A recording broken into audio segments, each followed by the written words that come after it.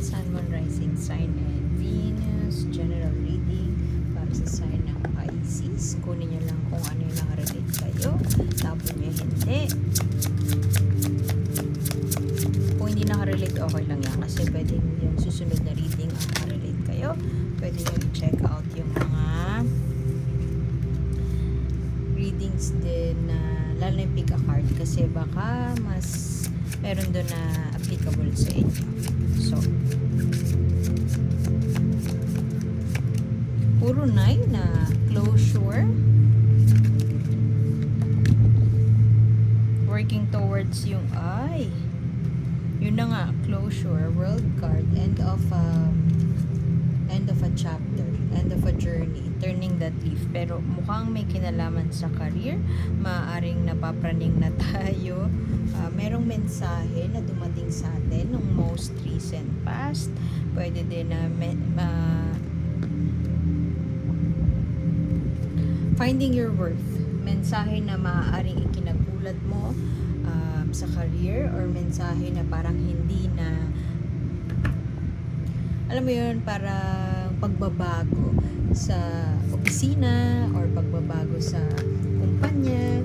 Tapos itong pagbabago na to hindi mo nagustuhan, hindi tingin mo hindi para sa'yo o hindi makabubuti para sa'yo, kasi all for all for kung hindi self-love, all for choosing yung path na tingin mo bagay para sa'yo o nararapat para sa'yo. Siguro for the longest time pinag-iisip ka nitong issue na to, halimbawa change of management, tapos hindi mo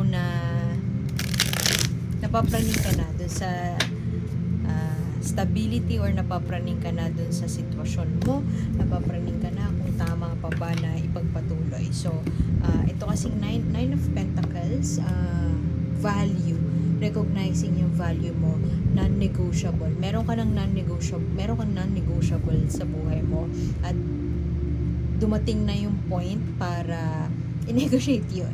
So maaaring halimbawa sa trabaho, at yung trabaho na yun, halimbawa sinabi sa'yo na oy, mag-change ng management, yung matagal mo nang kinatatakutan, humarap na sa'yo. Pero alam mo, ito na yung punto sa buhay mo na kailangan mo nang isarado to, kasi matagal ka na, kumbaga inuugat ka na. Siguro matagal ka na naghihintay sa promotion, kasi never dumating. Hindi dumating dating, tapos ang dami na lang pagbabago na pinatupad sa management, at dahil sa pagbabagong yun, wala na, nakalimot na sila doon sa promotion na hinihintay mo. Tungkol nga ba sa career to? Feeling ko sa career, kung hindi sa career, resource related, bahay, lupa, pag-aari.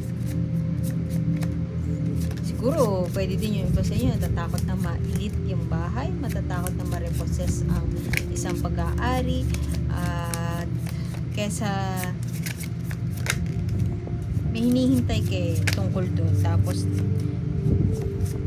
hindi na nangyari. So might as well isarado na lang to. Hindi ko masabi doon na aalis ka, pero definitely hindi ka na masaya dyan. Yung iba sa inyo maaaring gustong i-pursue yung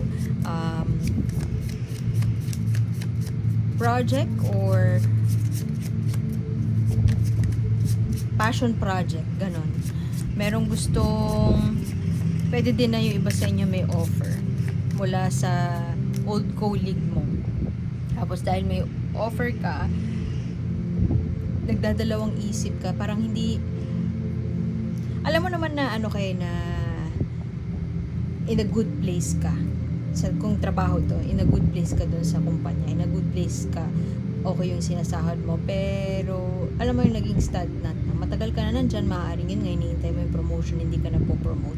And dahil sa sobrang tagal mo na dyan, wala nang, ano pa pang ibabago dito?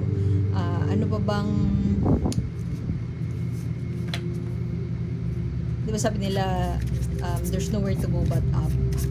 Ano pa bang i-up ko? So, merong taong dumating sa buhay mo. Pwedeng nag-reconnect ka sa dati mong katrabaho, nag-reconnect ka sa, let's say, may conference kang pinuntahan, or meron kang event na pinuntahan, tapos na-meet mo yung old colleague mo.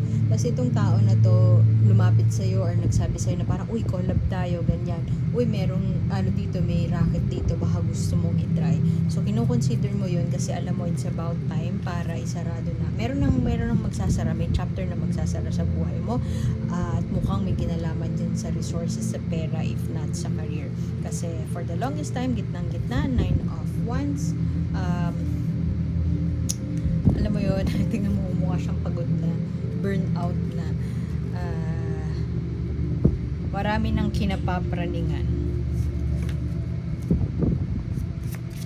hindi na balanse, o pwede din na naghahanap ka ng pagkakataon para balansehin ang finances, para i-budget ang pera, para make ends meet, kumbaga. Kasi merong isang bagay na hindi na bibigay ng kasiyahan para sa iyo. Pwede rin na, I don't feel like yung mensahe na hindi mo ikinatuwa ay may kinalaman sa love eh. Kasi may tao dito na yun nga, passion, message of project, new project, message, passionate message. At pwede din siguro yung mangilan-ngalan sa inyo, message of an infidelity, message of a third party, at gusto nyo nang umalis sa relasyon na yan, whether work or romantic, gusto nyo nang umalis dyan kasi meron na kayong kutob na hindi maganda for the longest time, at alam nyo matagal ng issue to, at alam nyo na kailangan nyo nang isarado itong chapter na ito. Gusto mo nang sundin yung sarili mo at hindi mo na i-negotiate pa yung worth mo. Alam mo yung worth mo as a person, at hindi ka na magko-compromise kasi malamang for the longest time compromise ka ng compromise, negotiate ka ng negotiate ng value mo. Ngayon pakiramdam mo hindi na ito ang tamang panahon para baliin kung ano man ang binali mo dati para sa iba. Dati siguro lagi ka nagko-compromise sa mga gusto mo, para sa ibang tao, para sa partner mo, pwede din na para sa trabaho. Matagal ka na nagko-compromise, so ngayon ayaw mo na mag-compromise. Pwedeng Libra ang yung partner o yung katrabaho, ang boss mo pwedeng Libra. At merong isang bagay kang nalaman na parang nag-resurface eh. Yung resurface na yun na nakikita ko dito, kung career related ito, yun nga parang new project, new racket. Pero kung gusto mo siyang i-connect romantically, tingin ko merong balita na nakarating sa'yo na confirmation siya ng isang bagay na matagal nang bumabagabag sa'yo. At ngayon ay parang feeling mo nakamit mo na yung hustisya dahil nalaman mo, na-affirm na yung gusto mo at confirmation na siya para umalis ng tuluyan at para mag-set foot sa mag-close na ng chapter na ito at magpatuloy na sa ibang endeavors mo in life. So, mukhang yun at balak mong soul searching. Ewan ko naniniwala ka sa soul searching.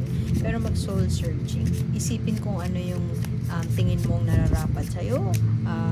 I-pursue ang isang bagay na tingin mong magbibigay sa'yo ulit ng balance. Siguro for the longest time di ka na makatulog, di ka na napapagod ka na kakaisip nito, pero dumating ka na sa point na alam mo yun, half-hearted ka eh. Gusto mo na ako naman, pero at the same time ayaw mong alisan or ayaw mong you don't want to put much thought dun sa hinala mo kasi ayaw mong walang masamang tinapay sa'yo, ayaw mong pag-isipan ng masama, let's say yung boss mo man or yung partner mo, ayaw mo sila pag-isipan ng masama, kaya naghihintay ka lang ng sampal kumbaga kay universe para i-affirm kung ano yung mga matagal mo nang malaman, gustong malaman or matagal mo nang kutob. Definitely Yung iba sa inyo, ang nakikita ko naman is, let's say, ikakasal na, pero engaged na, kumbaga. Engaged na, pero matagal lang pag-iisip. Lalaya ka na sa pag-iisip na yun. Yung iba sa inyo siguro, engaged na. Tapos, yung hurdle na gusto mong pagdesisyonan is kung itutuloy mo yung kasal. Kung ano man yung mensahe na dumating sa'yo, na mabilis na dumating sa'yo, whether new racket o whether chismis na may third party yung partner mo, whatever na nagdulot sa'yo ng hindi kaiga-igayang pakiramdam, kung ano man yun, lubusan mo siyang pinag-iisipan o matagal mo pinag-iisipan, matagal mo din pinag-iisipan malamang, pero nangingibabaw sa'yo yung ayaw mo na mag-compromise kasi for the longest time ikaw yung nagko-compromise, ikaw yung nagpaparaya, ikaw yung nagbibigay, at essentially gusto mo nang i-close yung chapter na ito. Pwede din na yung malaki yung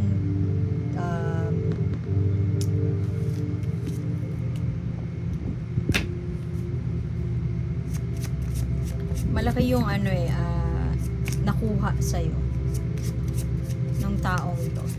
Maaaring oras, energy, nag-invest ka ng OT time, ganon. Pero hindi siya na-return in a way, hindi siya na-ibalik in a way na inaasahan mo. So, pero ngayon, gusto mo mag-ingat sa mga susunod mo na steps. Gusto mo steady lang. Pwede din na kung trabaho nga ito, mas malakas yung pakiramdam ko na career related to itong reading mo kasi marami kang pentacles, maraming kaperahan. Merong mawawala sa'yo or merong news of something na kailangan mong pumasok sa negosasyon. At ayaw mo nang i-negotiate yung worth mo kasi siguro may plan B ka or may sapat kang ipon para umalis entirely. Wala akong nakikitang alis dito. It's more of mababalanse yung buhay mo. Makakamit mo yung hustisya kasi meron ka nang ile-let go na bagay. Hindi pag-alis, more of letting go. Pwede din kasi na hindi ikaw yung nag-call off ng engagement. Pwede din na hindi ikaw yung nag-resign, kundi ni-lay off ka. So, hindi mo talaga siya kawalan. Medyo may panghihinayang pero alam mo sa sarili mo na walang mawawala sa'yo kasi alam mo may kalalagyan ka at alam mo, ayan, paglaya, uy, ang dami nun. At mukhang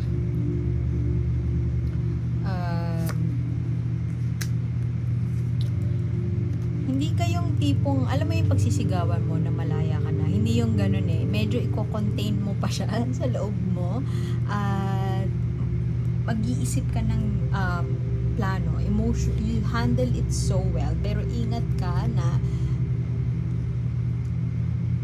magpadalos-dalos sa isang desisyon. I mean, this is a sign of emotional intelligence. Ite-temper mo yung emotions mo kung may galit man. Alam mo yung, hindi ko alam kung apathy yung nararamdaman na pipick up ko sa reading mo pero ite-temper mo yung emotions mo in a way na hindi mo siya gagawin as decision maker. Hindi mo gagamitin kung ano man yung nararamdaman mo para magplano ng steps forward. Pero mukhang ingat ka na masulsulan. Na may mga tao sa paligid mo na magsabi na o gawin mo to, o gawin mo yan, hindi ka nababagabag na tahimik ka lang, wala kang gagawin, na hindi ka gagante or lesser degree sa pagkante. Ingat ka na magpadala sa ganon kasi nasa yun na yung balance, puro balance yung pagtingin mo sa mga bagay-bagay. Kung hindi masyadong malinaw yung balance na thought, pwedeng mature. Nagmumula ka sa isang mature space para alam mo yung pointless na ipaglaban pa or pointless na makipag-away, makipagtalo pa kasi andun ka na sa punto na looking forward ka na to the future. mature at ready ka na i-let go yung mga bagay na hindi na nakabubuti para sa'yo. At hindi ka na, andun ka na sa alam mo yun, magpapayaman na lang ako kesa yung makipagtalo pa ako sa mga walang kakwenta-kwentang bagay. So, ingat ka na sasagi sa utak mo yung stock, sasagi sa utak mo yung wala kang kakausaping ibang tao, magsisik ka ng enlightenment, magpapaka-ermitanyo ito magpapaka-ermitanyo ka, hindi ka mo kakausapin yung mga friends mo. Ingat ka, hanapin mo yung balance nun, kasi pag kinausap mo yung mga kaibigan mo, pwedeng may sulsul doon. Pag kinausap mo din naman sila, pwede din na ang pros nun is, may social support ka. Ingat ka lang na mag-lean towards ka sa isang, yun nga, sulsul na mababago lahat ng decision mo dahil may sinabi sila na parang na-realize mo, oo nga, ba't hindi ko gawin yun? So, ingat ka na dumating sa point na yun. Pero definitely, darating ka sa point na pag-iisipan mo ang mga bagay-bagay.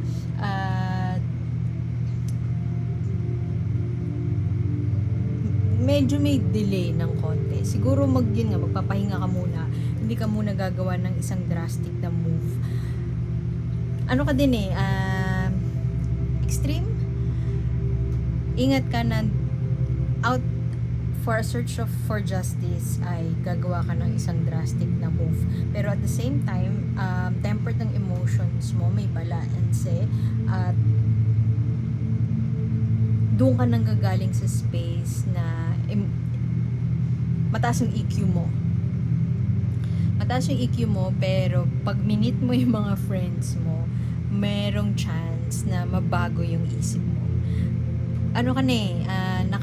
Looking towards the future ka na, pero may chance na sa pag-shutdown mo or sa pag-seek mo ng pag-contemplate mo, pag-reflect mo, pag-soul search mo, meron kang biglang marirealize na parang, ba't hindi ko ginawa yun?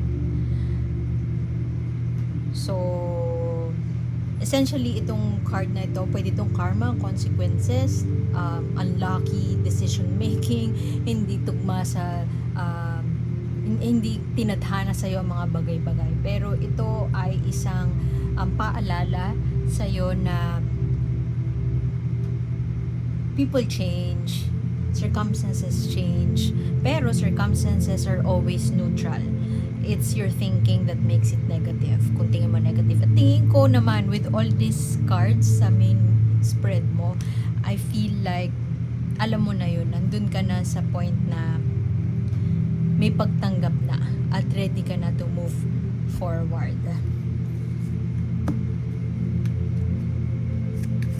Kasi meron kang support. You have all the support you need right now. Pero syempre, hindi naman perfect ang mga bagay-bagay at pwede tayong baka in one snap of a finger masulsulan. So, ingat ka sa mga gano'n. Gratitude or forgiveness. Ito ang cover nitong deck na to Ang ganda, 'di ba? Meron mga bagay na hindi naaayon sa ating inaasahan. May nangyayari sa buhay natin na masakit, hindi siya fair. Hindi talaga hustisya.